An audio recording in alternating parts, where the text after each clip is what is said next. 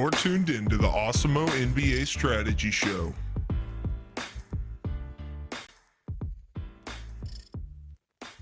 Oh, good morning. Good morning. Whose voice was that? I had no clue. I was not expecting that at all. You haven't heard that yet? No, I've not heard that yet. Was that your voice, Jordan? Whose voice is that? All right. Nobody knows. Anyway, of course, we know at least the beats we know. Those are made by Jordan Klein. Mystery voice that is currently unknown. They'll just say it's Ben Rasa. Strategy show today. Presented by Prize Picks. Do us a favor as you guys are coming in, like the video, subscribe to the YouTube channel. 5-game NBA slate, but a lot of pieces that are moving around. There's a lot of players that are questionable, potential big ones. We've got Nets, maybe Kevin Durant ends up sitting today. A lot of things to talk about here. Adam, how are you feeling about tonight's 5-game slate? Pretty good. I always kind of enjoy 5-gamers, like that 5 to 8 game range is pretty nice. So looking forward to it. Plus the extra half hour start time is nice. Just don't end up quite as rushed. Yeah, so we've got, and also something else we're going to be talking about later, but maybe my favorite talking point on the slate, Dennis Smith Jr., basically universally owned. Is he a free square? Is he somebody maybe we should be getting away from? That'll be something else to talk about later. But getting into the games right now, and one of the better regular season games we've seen this year, the Golden State Warriors at the Milwaukee Bucks. Now, from the Warriors side of the game, we've got no Draymond Green. He's expected to miss at least a couple more games with his calf injury. How does this impact the other players on the Golden State Warriors? I know the other day I very mistakenly got exposure to Juan Toscano-Anderson. I will not be doing that again. But who from the Warriors do you think benefits the most from Draymond Green being out? Kind of nobody. I mean, there are guys that benefit, but it's just always so tough with the way Steve Kerr runs his rotations because, like you said, Toscano-Anderson the other day, he was reasonable. I mean, he had subbed in 7 seconds in, 2 games before, played like 18 minutes, but there was a chance he was going to play more than that. Obviously, he played less. Iguodala's minutes are a little bit more secure. Like you can count on him playing 20 to 24. That doesn't necessarily make him look great, but it makes him look a little bit better. We got 28 minutes last game from Otto Porter Jr. No guarantee that happens again, but it certainly could. Typically, though, Steve Kerr just kind of adds more players to the rotation. I think the guy that I feel most confident in there being a bump is Kevon Looney, but even he only played 18 and a half minutes last game. Typically this year without Draymond, he's averaged like 26, 27 minutes, but it's still just kind of wide open as far as Golden State's rotations being pretty inconsistent.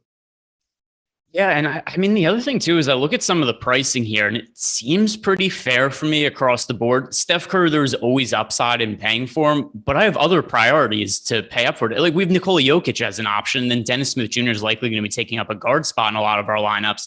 So how highly do you prioritize Steph Curry as a spend-up option in Milwaukee against the Bucks? Yeah, I mean, I think he's kind of just there. Like, especially assuming Klay plays, he's going to cut into Curry's rates at least a little bit. Yeah, you're not going to be upset if you get to Curry on a 5-game slate, but I also think that, this is a slate that has Jokic, it has Giannis, it has either all of Harden, Durant, or Kyrie, or maybe just one of them, who knows.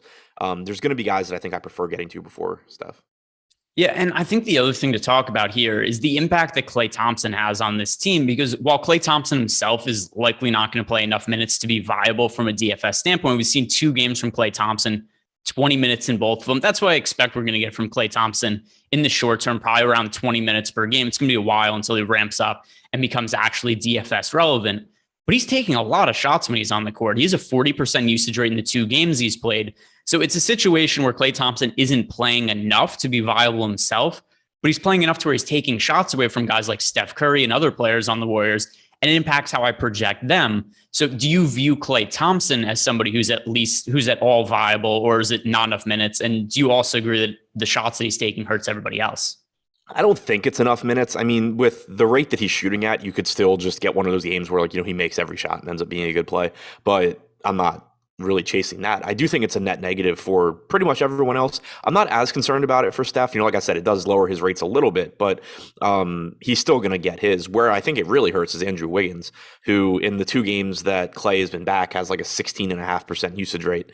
He had a 13% usage rate in the first game. I guess it was around like 19% in the second game, but that makes sense. Wiggins is someone that, 1, he's scoring dependent, but 2, that Curry's not going to lose shots. Klay is going to take the shots from somewhere. Looney already doesn't shoot. So, and whoever, Toscano Anderson or Draymond, whoever is starting at the 4 in any given game, doesn't really shoot either. So Wiggins is kind of the obvious answer for where a lot of Thompson's shots are going to come from. So I think it's a pretty big negative for him. Yeah, and I'm just kind of looking at this Warriors team overall. Other than some lineups, it's like, hey, if I have the cap space, maybe I'll spend up for Steph Curry. I'm going to prioritize Giannis over. I'm going to prioritize Jokic. So I don't even envision I'm going to get to that much Steph Curry. Is there anything that really you like at all from this Warriors team? I don't think there's anybody that I want to get to in like any significant amount of lineups today. Yeah, there's not much that really stands out. Like throwing some darts at Looney, Porter, $3,500 Iggy makes sense. $3,500 Iguodala is probably where I would assume I get the most exposure here. And it's not because I like Iguodala or really want to play him. It's just that he's cheap and I think he's likely to play 20 to 24 minutes. All right, so let's move on over to the Bucks side of the game. And for Milwaukee, we know that Drew Holiday is doubtful, George Hill, Brook Lopez, those two guys remain out. And whenever we see Drew Holiday off the court, something that you talked about when you and I do our NBA injury report videos together, there's more of a minutes upside for Giannis Antetokounmpo. And then I think we also have to consider that just the gravity of this matchup. This is one of the most premier regular season games we're going to have all year. I think there's a little more leash for Giannis to play extended minutes in this matchup. So that's one of the other reasons too. When I was talking about Steph Curry before, one of the reasons he isn't a priority, I would much rather spend up for Jokic or Giannis today. How do you view Giannis as a spend up option? Yeah, I agree with that completely. I mean, part of the reason, we talk about the playing time increasing when Drew Holiday is out. Part of it is just simply that the Bucks aren't quite as good, and so they're not in as many blowouts. Even if Holiday is in here, you don't expect this game to be a blowout. It's a 2-point spread. It's two of the best teams in the NBA. There's a very good chance that Giannis is playing 34, 35 minutes anyway. He's around a 1.7 fantasy point per minute guy.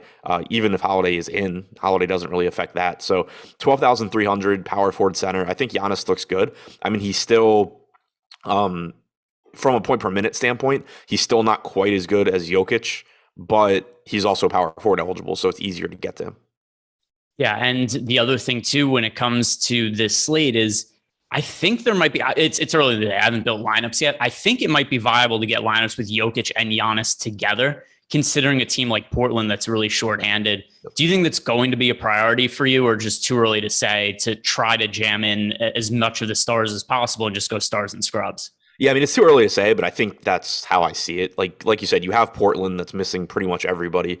We already talked about, $3,500 Iguodala. Not that it's a great play, but he's $3,500. It's going to make it, a little bit easier. And then on shorter slates in general, when I kind of like going stars and scrubs a little bit more, because just when you think about it sort of from like a macro view, there's less, by definition, there's less mid-range guys that are available, and so that decreases the chances of any of the mid-range guys, being in the same ballpark as Giannis or Jokic. There's just a greater chance that the stars end up being the guys that put up enough raw points that you sort of have them to win. The other guy that really stands out for me from a Milwaukee standpoint is Bobby Portis. So we've seen the Bucks in the last, 2 weeks ago, they cut DeMarcus Cousins from the team, and that didn't seem like it should have been that significant. Cousins was playing a minimal role on the team. He wasn't super effective when he was on the court. He was still a good points per fantasy producer, but from a real life standpoint, Cousins was generally a disaster. But they've gotten rid of him now, and we're just seeing big minutes go to Bobby Portis without Cousins there to play backup center minutes. So last two games from Bobby Portis, 37 minutes, 35 minutes. That seems like something that's going to stay in the meantime. So I look at Bobby Portis as still being kind of underpriced on DraftKings and FanDuel. I might actually end up getting to him more than Giannis just because of where his price point is at. Do you think we see these kind of minutes continue for Portis with Cousins out of the mix? I think so, because the way that I kind of view it, and I talked about this right when Cousins was cut, was that when Cousins was in the rotation, it was basically like, we're going to get Cousins, 16 to 18 minutes. Now with him gone, it's more Bobby Portis is going to play as much as Bobby Portis can, and then Mamukelashvili is going to play whatever the rest of the minutes are. There's no priority, though, to getting Mamukelashvili close to 20 minutes or anything like that. So barring foul trouble, blowout, that kind of stuff, I fully expect that you continue to see, at least 32 to 34 minutes from Portis. Yeah, and by the way, just because I saw a message about Giannis in the in the YouTube chat about how he hasn't had a big game for a while, he scored 70 DraftKings points 2 games ago with 43 points and 12 rebounds. Let's not get too concerned about Giannis's upside here. The last time he scored under 50 fantasy points, it was a blowout against the Magic where he scored 46. Before that, he generally is scoring 60 plus fantasy points pretty regularly right now. I'm not really concerned about anything going on with Giannis. He's a really strong spend up option. Any of the role players outside of Bobby Portis that really stand out to you from the Bucks? I think Chris Middleton's been priced up to a point where I don't really have that much desire to play him. And the other guys also, they've kind of been priced up. There's not too much I like here outside of Giannis and Portis. Yeah, and one other thing to mention on Portis, because someone in chat pointed out how bad he was last game. There's no reason at all to care about that. And I assume everybody realizes that. But Portis has started 24 games with Giannis active this year. He's averaged 1.16 DraftKings points per minute in 29.5 minutes per game. There's no reason to think that suddenly he's just not going to be a good fantasy producer. As far as the rest of the guys go, there's nothing really that stands out. I agree with you that Middleton is a bit more expensive than I would like. Assuming Holiday is out, there is still, I think, a higher ceiling. You can see a bump in assist percentage for Middleton. He's playing a ton of minutes, but the salary is also adjusted. Jordan Nwora is probably going to play around 30 minutes at 5K. His usage takes a big hit playing alongside Giannis, though, as you would expect. So kind of just makes those guys look like, it's a 5-game slate. I probably have more than 0 out of 150 lineups, but I think the priorities here are pretty clearly Giannis and Portis. So not only do we have basketball going on right now, but of course the NFL playoffs are starting this weekend. And with the super wildcard weekend almost here, we do have a really good offer to take advantage of over at Awesemo.com. If you're signing up to try to use our tools for wildcard weekend, use the promo code SUPERWILD at checkout. That's SUPERWILD, all one word, all capital letters. And that'll get you access to all our tools for showdown content this weekend for just $1. That is the promo code SUPERWILD. Stop guessing, start winning. Join Awesemo Plus today. All right. One other thing, just to kind of clarify. If Jordan Nwora is not starting, then ignore any part of him being. I don't know if Allen's going to replace Matthews or Nwora. Yeah, we've got Grayson Allen is now off the COVID list, and that also brings a lot of weird elements into play because we've seen some guys start and have no issues. Some guys have come off the bench, played limited minutes. We saw it with the Spurs yesterday, where it was Derek White, Keldon Johnson, and Devin Vassell were all questionable. Derek White gets ruled out. Vassell and Keldon Johnson, who normally would have started, came off the bench and ended up playing limited minutes. So something that we probably need a little bit more information on. Next game here on the slate is the LA Clippers at the New Orleans Pelicans. From the Clippers side of the game, a lot of guys out. We know, obviously, Paul George and Kawhi Leonard, the two big ones, but then even some role players. Luke Kennard remains out, Justice Winslow, Isaiah Hartenstein. So there's certainly some opportunity for cheaper guys to step up. Reggie Jackson's still reasonably priced. I like the matchup against New Orleans Pelicans. He's probably my favorite player to target on the Clippers. What else stands out to you here? Yeah, I agree on Jackson. 6K is still a pretty reasonable price tag there. He's got about a 30% usage rate in the games that he's played without George and with Morris this season. The playing time has been kind of inconsistent, but the Clippers have also just been involved in a lot of weird games, whether it's a blowout or a game that is trending towards a blowout. So then the second unit plays a little bit more. You got 31.5 minutes from Jackson last game in a competitive game. I think it's likely that you get around 30 to 32 minutes from him. The upside is very clearly there. Amir Coffey's playing a lot. Marcus Morris should play a lot if this game's competitive. Morris at 6,500, I think is reasonable. 5,200 for Coffey is starting to get a little expensive. But if he plays close to 40 minutes again, then he's still going to look pretty good. There's just no guarantee that happens. But I think Jackson's the priority for me. Would you guess Amir Coffey starts again? It was obviously kind of late, well, not necessarily unexpected as he started the game before. I certainly didn't expect 43 minutes out of him last game. But do you expect he's going to stick in the starting lineup? I think so. But yeah, I don't expect 43 minutes again. He played the entire second half. He played almost the entire first half. But yeah, I'm assuming he still starts. He had started over Man a couple of games ago, and then they kept that. So until we hear otherwise, I assume it's going to be the same starting lineup. So something else we've seen from the Clippers is with them being shorthanded in the front court, there was an expectation for a little while that could potentially be Serge Ibaka, who's going to play more minutes when Isaiah Hartenstein first rolled out, but Ibaka's looked pretty washed. That just hasn't really been the case. Do you see any upside in Ivica Zubac in this matchup? His minutes have been all over the place, but I do think there's still an upside and opportunity for him. I actually really like the $4,400 price tag on DraftKings because I don't think you can look at all into the playing time from last game. He only played 9.8 minutes. He picked up 4 fouls in those 10 minutes. Just struggled against Denver. So I think here, obviously there's foul risk going up against Jonas Valanciunas, but if he's able to avoid fouls, I think it's likely you're getting 26, 28 minutes from Zubats, and he's around a fantasy point per minute guy at 4,400. I think it makes him look pretty appealing. Yeah, I gave him 24 minutes for today, and that still has him as a pretty good points per dollar option. But because of the matchup, I do think there's upside for him to play more minutes. So I would never trust him in a cash game. For tournaments, though, I do think that Zubats is a pretty appealing option. And currently for ownership, we have him projected for 16% on DK. FanDuel's 4,500 is only projected for 8% ownership. I know we can only roster one center on FanDuel, but I don't mind taking some stabs at Ivica Zubats at only 8% ownership on FanDuel. Is there anything else that you want to talk about that you think makes for interesting talking points from the Clippers? Not really. I mean, Batum, I guess, is playable too if he starts. We did get Terrence Mann starting the second half last game in place of Batum. So if there were a lineup change here, I think it could be that Mann comes back for Batum, in which case he becomes a lot riskier. But if Batum starts at 4,100, that's not a bad spot to go to either. And on the other side of the game, we have the New Orleans Pelicans, who have been terrible this year. And there's not really all that much appealing that I find from a pricing perspective here either. Valanciunas is fairly expensive and has cooled off since his strong starts of the year. Brandon Ingram's been really priced up. Josh Hart was a really high priority play for me for a little while, but he's been priced up a little bit. Is there anybody you look at as being a good value play here? Yeah, I think I'm a little bit higher on the Pels just because they're still playing so many minutes. I don't think that there's like glaring value, but 8,600 for Joe Val, who's around a 1.25 fantasy point per minute guy this year with Ingram, at 8,600. Like, I think that he looks pretty good. Ingram at 8,900, if he's going to play 36, 37 minutes, certainly has a nice ceiling.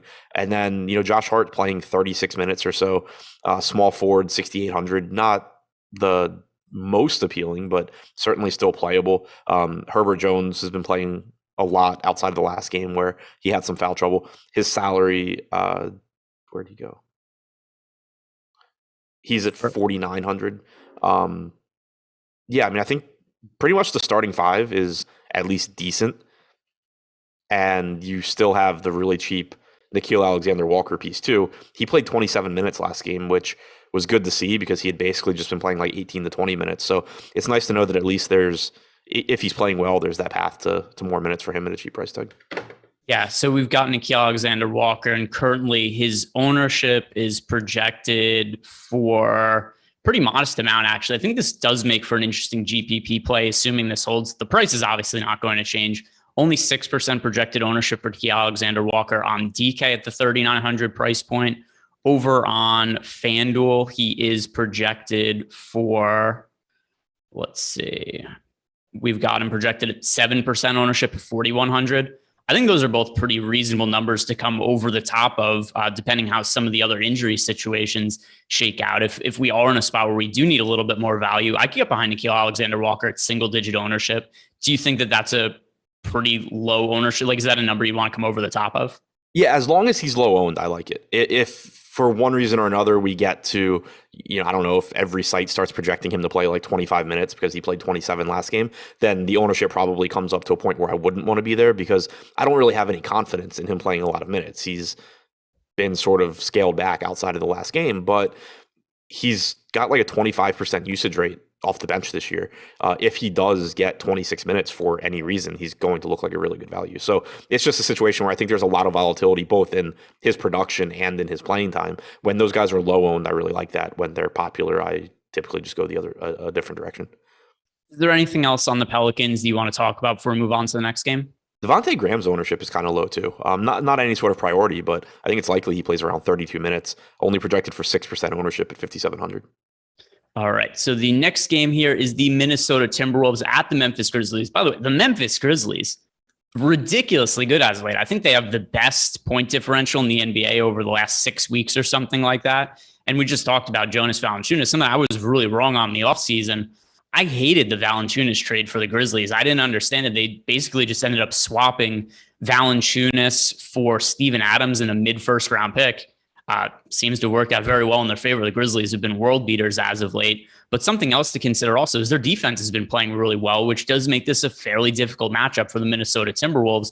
So look at guys Karl Anthony Towns, Anthony Edwards, D'Angelo Russell, All three of them individually have upside, but there's other players I'd rather spend up for on this slate, which makes them really low priority plays. Yeah, that's pretty much where I've been at with Minnesota ever since they got back close to full strength. Any of 10K Towns, $8,100 Edwards, $7,900 Russell, we know that those guys are capable of just going out and putting up monster games. But with them all active, and then also Pat Beverly active, so he cuts into Russell's assist percentage a little bit, they're all just, I think, priced about where they should be. The ownership, they're not super popular, but they're not like low owned either. They're all pulling between 10 to 13%. I think that's about where they should be. They just sort of look like high upside, moderately owned plays that I wouldn't say are priorities, but clearly if you get to them, it's fine. And then what do you make of Patrick Beverly, who's priced in the mid-range and has kind of played shockingly well from a fantasy standpoint this year? He's always been somebody who's been, somewhat well regarded as an effective role player in the NBA, but never somebody who's been really a DFS standpoint. Last game, he was coming back from an absence and only played 21 minutes, but games before that, we saw 40 DraftKings points, 37, 37, 31. I mean, he's been over 30 fantasy points more often than not over the last month of play. I understand there was guys who were in and out of the lineup, but do you look at Patrick Beverly as somebody who in the mid-range is more viable than we would normally think of him at this price point? I think so. I mean, so he's started 16 games with D'Angelo Russell and with Karl Anthony Towns active this year. He's averaged 27 minutes per game, 0.98 DraftKings points per minute. I think it's pretty likely you get 28 minutes or so at 5,300, close to a fantasy point per minute. He's pulling 10% ownership on DraftKings. Just kind of seems probably where he should be. I think his price could be a little bit higher. He's somebody who I don't mind getting to in mid-range. Once again, not a priority play, but nothing from Minnesota is really a priority play here. And then we got other guys, Malik Beasley, Jared Vanderbilt, Jaden McDaniels in the rotation. It's kind of hard for me to get behind any of these other guys because so much of the usage gets focused around Towns, Edwards, Russell. Any of these role players you think you're going to end up getting to? Yeah, I mean, the one nice thing about Vanderbilt is that he doesn't need the usage because he's such a good rebounder. He leads the team in rebounding percentage, even over Towns. So I never really mind getting there, but also the price tag's gotten to a point where I'm not going out of my way to get to Jared Vanderbilt, but he is only 5% owned. And yeah, there's nothing else here that I really think makes sense to talk about. So we move on to the Memphis side of the game. And Ja Morant, did you see the story about Ja Morant the other day where the Grizzlies are playing the Warriors and a kid is wearing a Steph Curry jersey after the game, asks for Ja Morant's autograph, and Morant would only give him an autograph under the rule. He had to get a Ja Morant jersey and use that to replace his Steph Curry jersey. So I enjoyed that story from Ja Morant. I kind of enjoy the price tag on him too, because he's been a really high upside guy from a fantasy standpoint. He might be a starter in the All-Star game this year. The only thing that might hold him back is that he missed some time because of that knee injury, but he's been ridiculously good when he's on the court. I don't understand why his price kind of slips in some of these spots, but anytime we see Ja Morant at a sub 10K price range, I'm interested now. Yeah, for sure. And especially when Dillon Brooks is out. That's made a big difference this year as well. 21 games from Morant without Brooks, 33% usage rate, 34.5% assist percentage, 34 minutes per game, 1.38 DraftKings points per minute. He's just producing at a really, really high rate. The price tag is still reasonable at 9,200, like you said. This is someone that is going to, right now, Alex has him projected for 42 DraftKings points. I think that could actually end up being even a little bit higher by the time we get around the lock. He just looks very, very good. Yeah, that's where I stand with Ja Morant too. And something that you and I have talked about with Dillon Brooks, I've talked about in live before lock too. Dillon Brooks thinks the best player in the NBA is Dillon Brooks. If he's on the court, he is shooting. And for a long stretch of time, even when Morant was on the court for the Grizzlies, Dillon Brooks led this team in usage rate. So your point before about Dillon Brooks being out mattering a lot, it does, because it opens up a whole bunch of usage. It also makes guys like Desmond Bane and Jaren Jackson Jr. a little bit more appealing. And there's another talking point here, which is Steven Adams is questionable. He's in the health and safety protocols. I believe he's cleared the protocols, but now it's just a conditioning issue. How does his potential absence impact the front court? Yeah, to your point about Dillon Brooks, Ja Morant, 33% usage rate in the games without Brooks, 29.6% in the games with him. His fantasy production has actually been about the same, but the usage drops off of a cliff. As far as Steven Adams goes, I think that if he's out, Jaren Jackson looks better just because he's getting those center minutes. The playing time obviously is still dependent on Jaren Jackson's ability not to foul. And assuming he's going to be, or if he's the one guarding Towns. That's obviously a big ask. If he's guarding Vanderbilt, then who really cares? But if Adams is out, you can expect Jackson's per minute production to look a little bit better, but he is also priced up to where I don't think he'd be a priority anyway. If Adams is in, Jackson's production comes down a bit. Kyle Anderson, if he remains in the starting lineup, should play mid to upper 20s, makes him look decent as a fantasy point per minute guy. But I think mostly Morant's just the priority here. And then what would you make of Zaire Williams? Because I assume that he would start if there is no Steven Adams. Again, we've now seen 3 starts out of Zaire Williams. He's not the best fantasy producer in the world, but he's not the second best fantasy producer in the world either. 3 starts this year, 28 minutes per game, 19 and a half DraftKings points. He's just not been a good points per minute guy. And even if you give him the extended minutes, it's hard for me to project him really well, but it is a smaller slate. So would you be interested in Zaire Williams at all if he's in the starting lineup? I guess I'd be interested in the same sense that I'm interested in Iggy. Like, he's 3,500. I think the minutes are going to be there. One thing that makes him mildly appealing is that he is a rookie. And so while he has been horrible this year from a fantasy standpoint, only 0.57 DraftKings points per minute in 454 minutes, he has played a little bit better recently. In his 3 starts, he's averaged 0.71 DraftKings points per minute, 16.5% usage rate compared to 14.5% for the season. It's possible that he's just, sort of figuring out and improving as the year goes on. I know from watching some of the Memphis broadcasts, they've talked about him saying that, kind of just a lot of mental reps throughout the season, and he's, just getting more comfortable and the game slowing down for him and stuff. So, maybe I don't think that he's ever, at least this season, going to be like a good fantasy producer. But, if you can go from half a fantasy point per minute to 3/4 of a fantasy point per minute, that makes a pretty big difference when you're likely to play 30 minutes. The other player that we've seen that's benefited in games without Steven Adams is Brandon Clark. He's somebody who's always been a good points per minute fantasy producer, but the minutes aren't always there, which is obviously problematic. His price tag has also gone up, but we've seen him be able to produce pretty high fantasy upside games in limited minutes. Last game, 26 minutes, 32 DraftKings points for Brandon Clark. We saw last week a game where he had 28 minutes and scored nearly 50 fantasy points. His salary right now is over $5K on DK. We've got Brandon Clark on FanDuel all the way up at 5,700. Do you see any upside in rostering him if there's no Steven Adams, or is just the price at a point where it's a little bit too steep? I mean, I think there's upside in the sense that, like, if Jaren Jackson gets in foul trouble, you can get 26 minutes again. But the concern for me is that Xavier Tillman's also in the rotation. So 2 games ago, you got 16 minutes for Brandon Clark. That was a game where Jackson wasn't in foul trouble. Last game, you got 26 for Clark. But again, Jackson was in massive foul trouble in that game. Jackson subbed out 1 minute and 13 seconds into the third quarter. Clark came in, played most of the rest of the third. So at 5,200, you really need that Jackson foul trouble. Like, if Clark plays, I know he's a really good point per minute guy, but if Clark plays like 20 minutes, it's just really, really difficult for him to get there at 5,200. If he does get an extra 5 or 6 minutes, though, he certainly can, and he's barely owned. But in general, I doubt that I really end up getting there. Anything else you want to talk about? By the way, Jordan Klein is struggling. I see him over there. It's like 4 a.m. Jordan Klein's time, and he is tired today. I feel bad for Jordan to make him get up this early every day. He is doing everything he can to keep focused and keep his producing duties there. I just want to call him out there. But we always appreciate Jordan Klein for getting up at way early in the morning to do these shows. So like this video and subscribe to the YouTube channel. Don't do it for me. Don't do it for Adam. Do it for Jordan, who's mainlining coffee to stay awake right now. Anything else from the Grizzlies you want to talk about before we move on?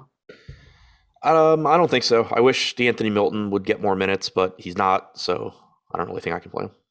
Yeah, that was something else too, is I was looking at Melton when I was trying to figure out some of the minutes for Memphis this morning and looking at, he's 5,600 on FanDuel, so that would be a no-go, but 44 on DK. I thought, oh, maybe that's interesting for DeAnthony Melton. Then you look at, well, he played 12 minutes last game. Very difficult to trust. So same boat as you. I would like to like Melton, but the Grizzlies don't like Melton. So that makes it hard for me to like him because the minutes aren't there.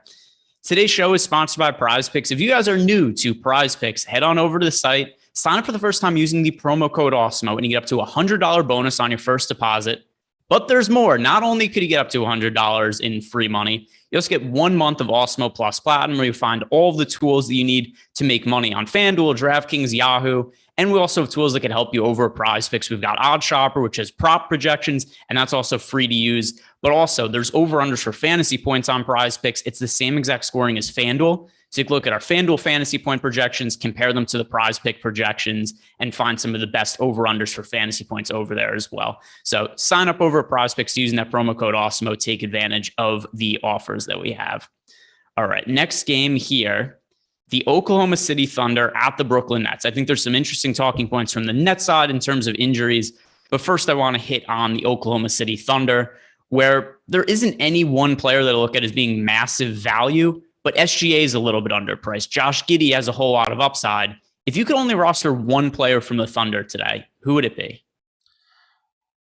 Probably SGA.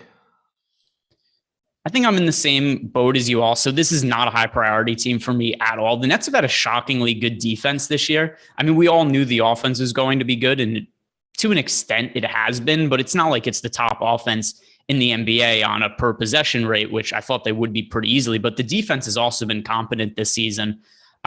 So I don't look at anybody as being a really high priority on the Thunder. SGA, just from a standpoint of, hey, if I have lineups where I'm heavy on some of the net stars, maybe I want some correlation to bring it back with SGA. How do you view Josh Giddey? Because we saw some really big upside from him in games where there is no SGA, but he's also become pretty expensive now. Yeah, the one thing that kind of interests me is it's not a huge deal, but Isaiah Roby, Kenrich Williams, and Pokusevski all out. Last game, we saw Giddey get 36 minutes, and that's 4 minutes more than I think you would normally expect him to play. So it does make him look at least somewhat appealing. $7K though, not the best price tag. He still gets a lot of assists, but like you were saying, he's much better without SGA. So I think he's reasonable. Same goes for Dort. He played 34 minutes. One spot that I am interested in, especially assuming he's not going to get much ownership, is Darius Baisley off the bench. Right now we have him at 10%, which is a little higher than I'm comfortable with, but he played really well last game, also got 30 minutes in that game. So he's someone where, without Kenrich Williams, without Pokusevski, I think you could potentially see at least, 26, 28 minutes from Baisley at 4,300. Yeah, and then something else that I think we should bring up with Josh Giddey, 7,000 on DK is different than the 6,800 price tag on FanDuel. He's also pretty popular over on FanDuel and only has shooting guard eligibility.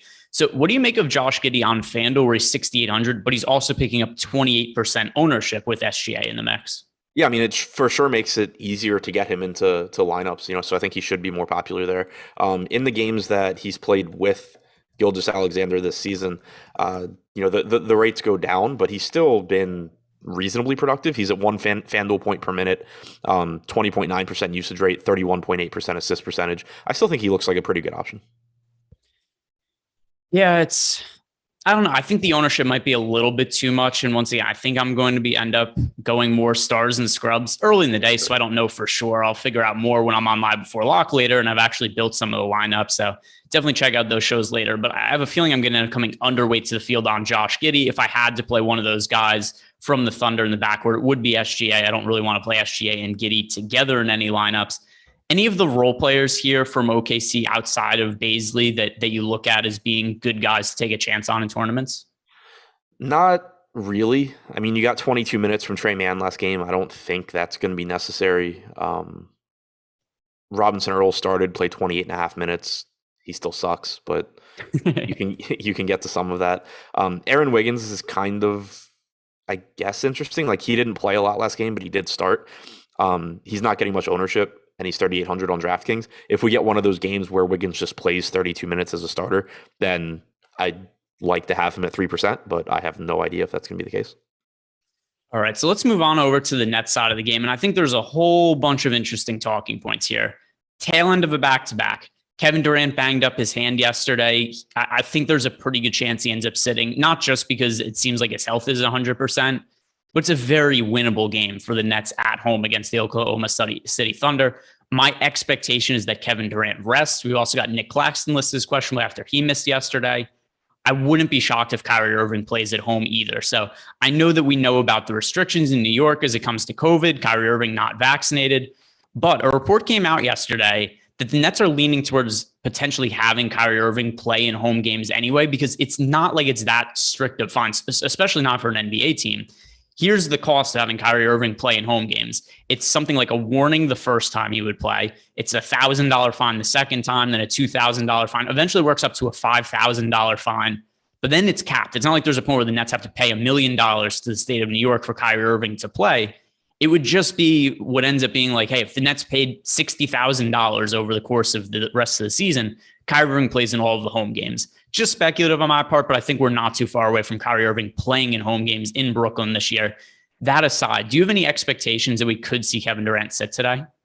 I think it seems reasonable for all the reasons you said. Like, even if you ignore any potential physical issues, it's a back-to-back. It's Oklahoma City.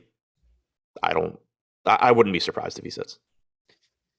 That's kind of what I think is going to end up happening. And let's just assume there is no Durant, there is no Kyrie Irving.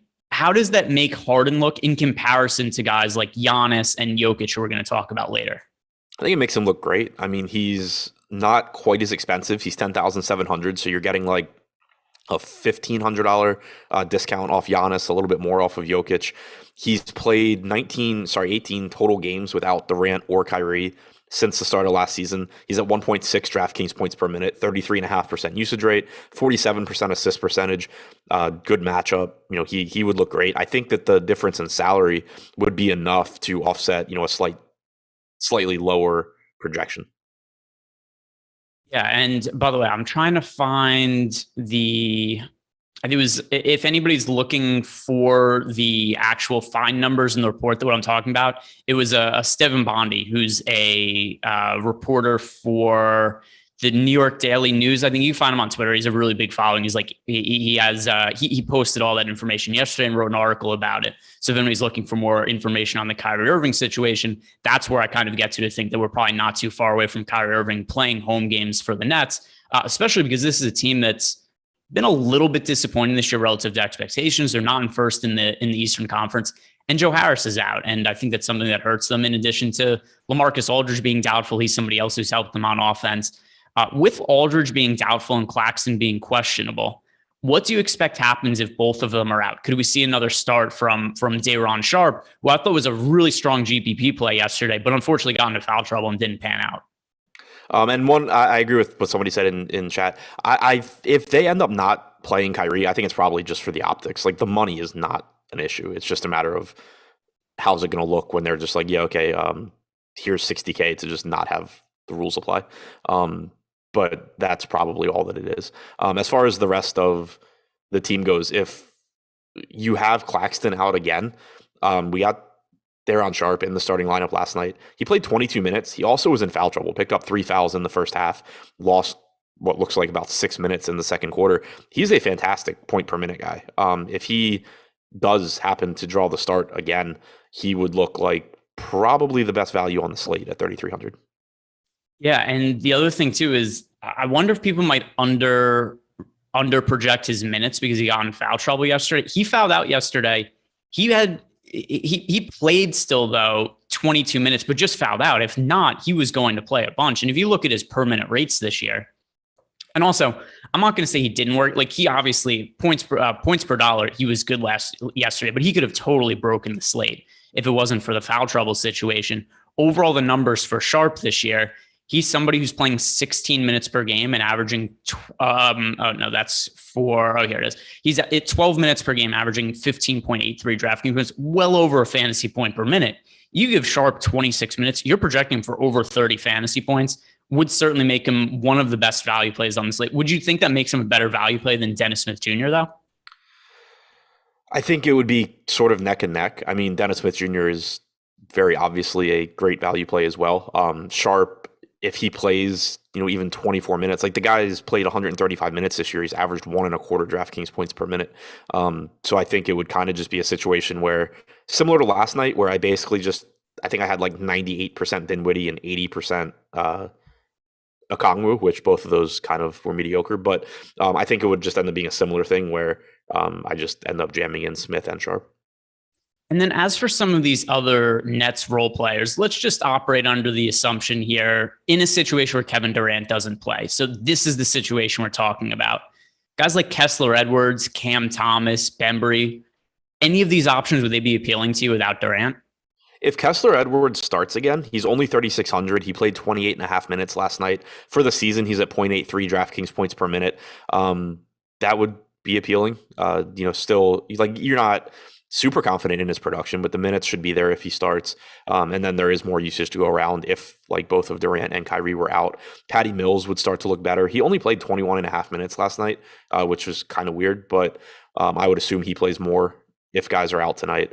He's only 4,700. Cam Thomas has been sort of surging ahead of some of the other guys in the rotation. If multiple guys are out, you could get, mid 20s in minutes from him as well. Yeah. And by the way, I found the report on the Nets, or at least a report about the report. So I'm just going to throw this into the YouTube chat so people could see what it was I was talking about as it pertained to Kyrie Irving. Somebody's interested. I threw that link into chat. You click on that and read the story. From the Nets, anything else we should be talking about here? I think Patty Mills is somebody else who could potentially gain a whole bunch of usage without Kevin Durant. Any other players, maybe a Blake Griffin, David Duke, that would be appealing? I have a hard time just because, like with those guys, I mean, Griffin played 20 minutes last night, but he also got some extra run because of Sharp's foul trouble. It just doesn't seem like they're particularly interested in playing Griffin a bunch of minutes. And assuming he doesn't start, I have a hard time thinking that's changing. David Duke wasn't even in the rotation last night, so it seems like he has gone from starting to behind Cam Thomas and behind Kessler Edwards. So it makes it pretty difficult to trust him unless like a bunch of guys are out. All right, let's get to the final game of the slate. And one of the more interesting talking points, Dennis Smith Jr. is currently projected for 85% ownership on FanDuel, 88% ownership on DraftKings. Can you remember seeing a player projected for more ownership than this? No, I can't. So here's the situation with the Portland Trailblazers. Larry Nance is out. Norman Powell is out. CJ McCollum's out. Damian Lillard's out. I don't think Damian Lillard plays again this year. I talked about this with you, it was like a week ago on the NBA Injury Report show. I don't think Damian Lillard plays. And I'd said that even before the surgery. Now I feel even more confident that we're not going to see Damian Lillard come back this year. Anthony Simons is out. Cody Zeller is doubtful. As a result, very thin rotation for the Portland Trailblazers today. Almost no available guards. Here are the guards they have. Dennis Smith Jr., Ben McLemore. I guess we could consider Tony Snell a guard. That's kind of it. So it stands to reason that Dennis Smith Jr. is going to play very big minutes, reasonable price tag on FanDuel and DraftKings. But how do you look at his projection compared to this massive amount of ownership going to him? Right now, at least, Alex has Dennis Smith Jr. with a 10x projection. So kind of just makes me not care at all about the ownership. Alex has him at 41 DraftKings points. I mean, you can debate that maybe being like a little bit high, but at the same time, if this game's competitive to the end, you're getting a ton of minutes from Dennis Smith Jr. He's played 230 minutes without Lillard, McCollum, or Simons on the floor this year. 0.92 DraftKings points per minute, 35% assist percentage, 22% usage rate. That's not even including, I mean, that's not accounting for Norman Powell, who is also a high usage guy. If you take Powell off as well, you get 130 minutes, 24.2% usage, 37.7% assist percentage, 1 DraftKings point per minute. His salary also happens to have plummeted. Like he had been 5,600 playing 16 minutes off the bench recently. And then now he steps into basically being the only guard on the team, and his salary falls to 4K. So it's just a spot where I have a really hard time getting away from it, even at that ownership, because it goes back to what I was talking about yesterday with, I think, Dinwiddie and Okongwu, which unfortunately we sort of saw it come to fruition with both guys.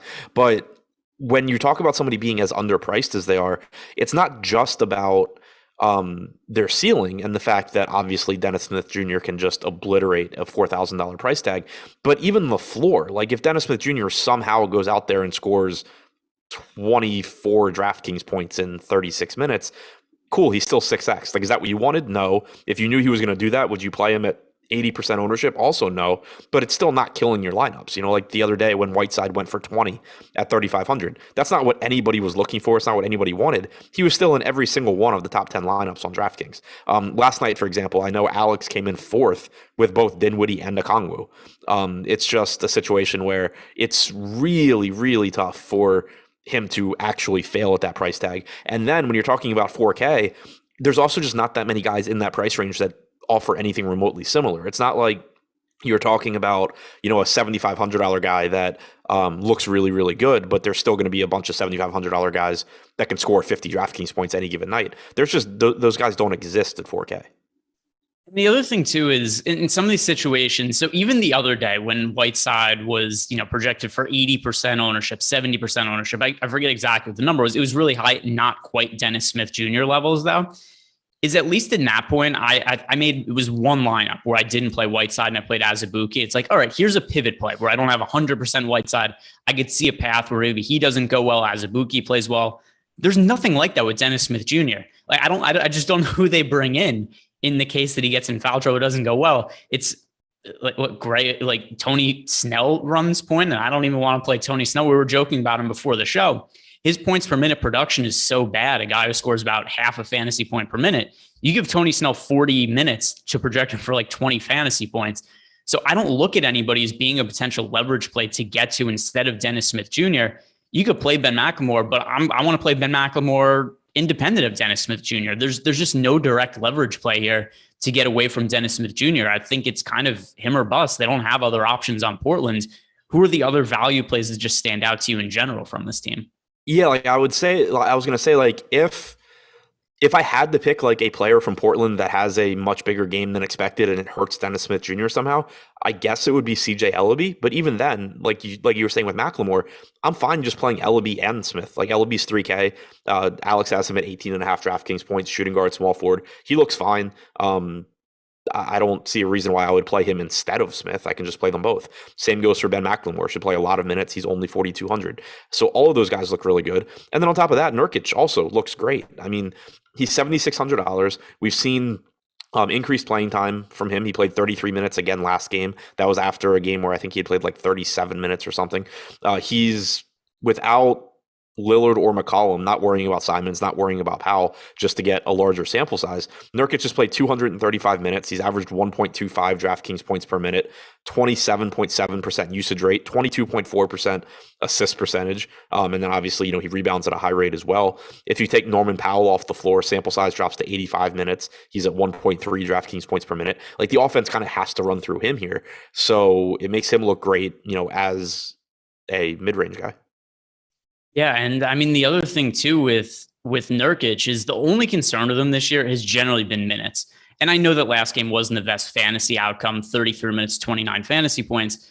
But over the course of the year, he's playing 27 minutes per game and 33.5 DraftKings points per night. But now look at these minutes he's playing as of late. The last 4 games, 33 minutes, 31, 39, 33.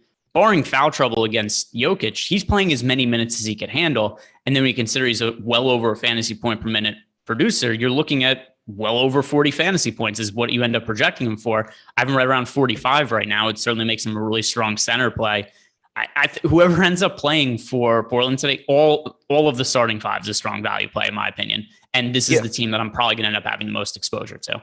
Yeah, and you should. There's no real way around it. I mean, Nas Little played 38.5 minutes last game. Covington played 34.5 minutes last game. When you look at the rates without Lillard or McCollum on the floor, Little is at 0.85 DraftKings points per minute. Covington's at 0.91. And then, when you take Powell off, there's even more usage available. So, I think that Nurkic, Smith, Little, McLemore, Covington, Ellaby all look like good values tonight. All right, let's hit on the Denver side of the game. I mean, for Portland, play him. I know Dennis Smith Jr. is going to be incredibly popular. I'm still going to play him. It's hard for me to get away from somebody who I don't have him projected quite as high as Alex does, but I have him projected for high 30s fantasy points at a 4K price tag, which is also really hard to avoid. From the Denver side of the game, the only real talking point with Jokic is, are you willing to pay up the salary for him? Do you see anybody else in the high end that you'd prefer to play over him? We do have a lot of guys to spend up for. So how high of a priority is Jokic for you compared to guys like Giannis or potentially Harden if there's no Durant? Yeah, so one thing with Jokic is that the way I prioritize him is in part going to depend on news.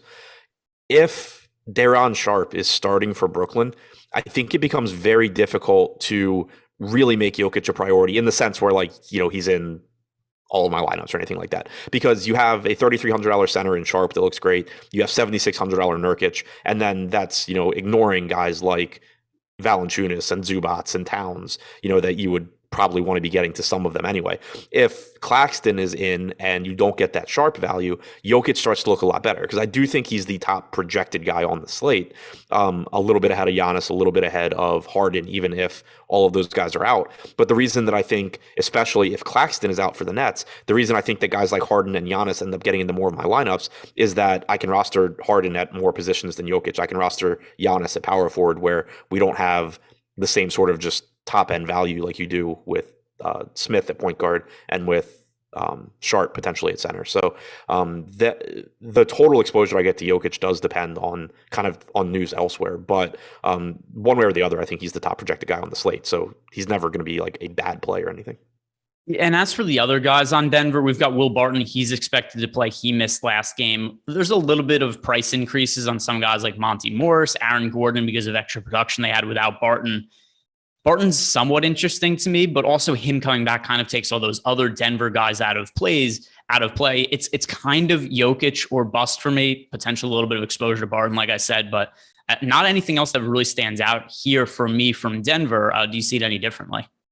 Not really. I mean, Barton being probable kind of just cuts into other guys. I don't mind Barton at 5,900, but certainly not a priority on this slate. Just sets up so well as, a stars and scrubs slate that I think the Barton range kind of gets phased out. But yeah, like secondary options, I guess, outside of Jokic. All right. That is going to do it for us today, guys. 5-game slate. And I think it should be a pretty interesting one. A lot of news. So you guys are going to want to subscribe to the YouTube channel, like this video, check out all the other content we have later in the day, NBA Deeper Dive, NBA Live Before Lock. Also, we've got Lofty and Matt Savoca doing the NFL matchup show after that. So check that out. Good luck today, guys. Thanks for watching.